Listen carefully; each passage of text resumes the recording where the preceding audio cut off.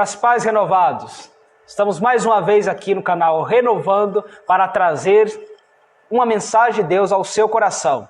Nós estamos aqui continuando nessa série de vídeos falando da carta que Paulo escreveu aos Colossenses.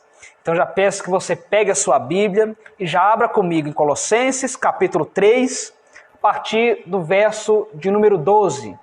Lembrando que o capítulo 3 ele vai ser dividido em três partes. Parte 1, parte 2 e parte 3. Essa é a parte 2.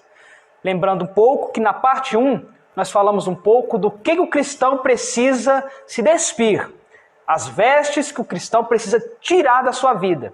E hoje nós vamos falar aqui das vestes que o cristão precisa se vestir, que é o revestimento espiritual do cristão.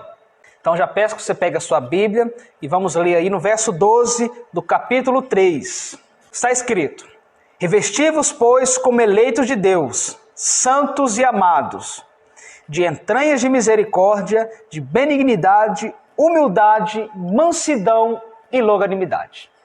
Observem só essa parte aqui, do verso 12. O cristão tem que ser revestido como eleito de Deus, santo e amado. Lembrando que é uma ordenança bíblica. O cristão ele tem que ser santo. Santo e amado. E quais que são as peças? As peças do vestiário cristão. Vamos ver aqui.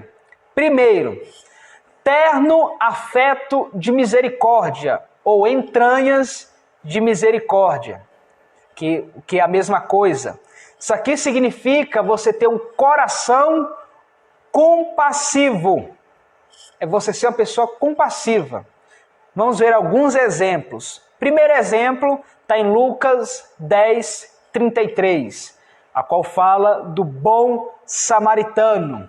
Se você não conhece a história, depois você pode olhar na referência. Lucas 10, 33. O segundo está em Mateus 9, 36, que fala da compaixão de Jesus. A compaixão era o combustível do ministério de Jesus Cristo.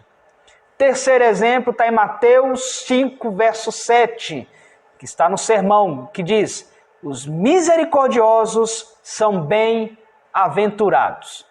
Então, aqui está falando um pouco sobre uma pessoa que é compassiva. Um cristão, ele tem que ter essa peça no seu vestiário, que é ser uma pessoa compassiva. O segundo, benignidade, que essa característica, essa peça está registrado também em Gálatas 5, 22, é um dos acessórios. O que significa?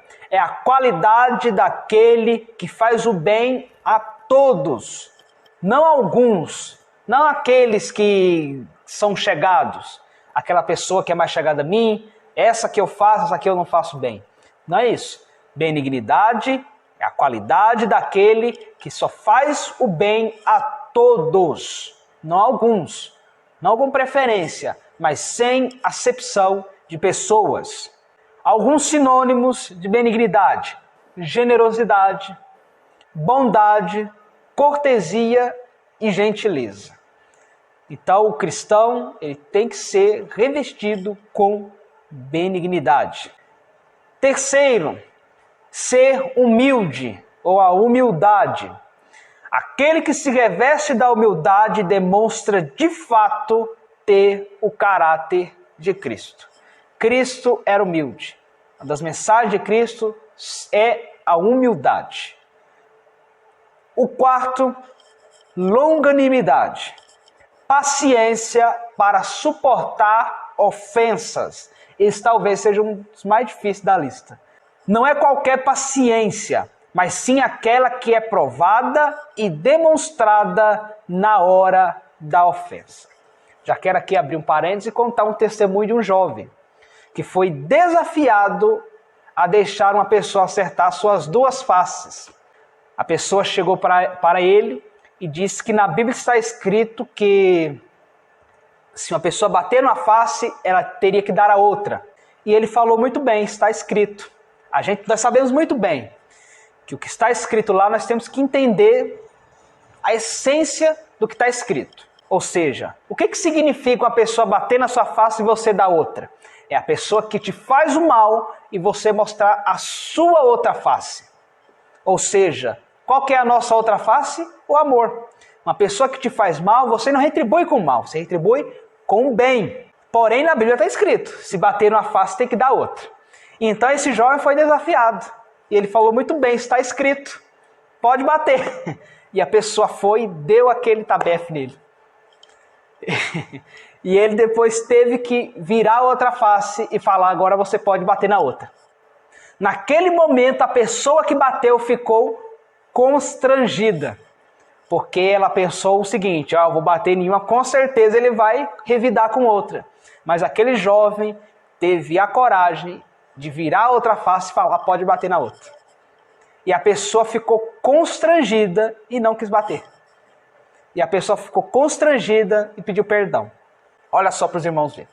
Então, o que é isso? Isso chama longanimidade. Paciência para suportar ofensas. Vamos ver agora no verso 13. Suportando-vos uns aos outros, perdoando-vos uns aos outros. Se alguém tiver queixa contra o outro, assim como Cristo vos perdoou, fazei assim também.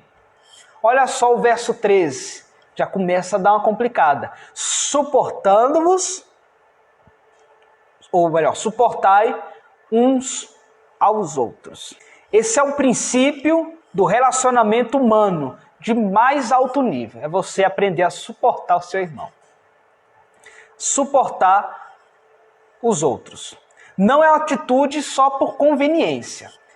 Não sei se você já ouviu essa frase. Eu só suporto ela porque eu sou crente. Eu só suporto ele porque eu sou crente. Porque se eu não fosse, o negócio seria diferente. Né? Você já pode, às vezes até já falou na sua casa, não é verdade? Mas não é uma atitude por conveniência. Eu não faço isso porque eu sou crente. De maneira nenhuma. Eu faço isso porque eu tenho que ser o que a Bíblia manda eu ser. E se eu tenho que suportar meu irmão, porque Cristo também todo dia me suporta. Pensa bem. Você aguentaria ficar com você 1 minuto? Pensa bem. Mas Cristo é a única pessoa que quer ficar com você todos os dias da sua vida. Às vezes nem a gente mesmo aguenta a gente. Mas o Senhor Jesus Cristo é o único que todos os momentos da nossa vida quer estar conosco. Faz questão de estar conosco, apesar das nossas falhas, fraquezas, pecados. E por que nós assim também não devemos fazer com o próximo? Então já começa aqui, suportai uns aos outros. Em Efésios, capítulo 4, verso de número 2, Paulo fala, de que maneira que nós devemos suportar os outros? Com amor. Então está lá em Efésios, capítulo 4, verso de número 2. E não apenas suportando, mas também perdoando. Algumas pessoas têm uma facilidade muito grande de pedir perdão para Deus, mas uma dificuldade imensa de perdoar o próximo. Algumas pessoas dentro da igreja, que às vezes senta do lado do irmão e odeia o irmão, não consegue perdoar o irmão, o que é algo muito ruim para ela mesma. É algo muito triste para ela mesma. Porque se hoje nós somos cristãos, foi porque recebemos um perdão. Hoje nós só somos o que somos por causa de um perdão, que foi o perdão de Deus. Agora pensa bem, se Cristo nos perdoou, por que nós não devemos perdoar o nosso irmão? Se Cristo nos perdoou, por que nós não devemos fazer isso por nosso irmão? Por que nós odiamos alguém a quem Jesus ama? Pensa bem, por que nós não perdoamos a pessoa que Jesus já perdoou? Tem pessoas que têm uma mágoa tão grande de coração de algo que aconteceu há 20, 30 anos atrás. Ou seja, é aquela velha frase que todos conhecem. É a pessoa tomar o veneno e desejar que o outro morra. O perdão faz bem para quem libera e também para quem recebe. Então, faça um favor a você mesmo. Se você tem alguma queixa contra alguém, perdoe. vá lá, peça perdão. E se a pessoa também te pedir, abra o seu coração para perdoar. Assim como Cristo perdoou, também perdoe. Como Jesus Cristo perdoou, você deve também perdoar. Nós terminamos aqui então a parte 2 e no próximo vídeo faremos então a parte 3. Então eu já peço que você fique atento nos vídeos, veja todos os vídeos, acompanhe com a sua Bíblia em casa. Se você não viu os outros vídeos, eu peço que você veja, para que você possa acompanhar capítulo por capítulo e os temas então, e que o Senhor possa te abençoar com conhecimento. Que você possa deixar seu like, se inscrever no canal e compartilhar os vídeos e nos ajudar a expandir o reino de Deus. E lembrando sempre que o nosso objetivo aqui é contribuir para que você e a Igreja do Senhor alcance o nível mais profundo na palavra de Deus.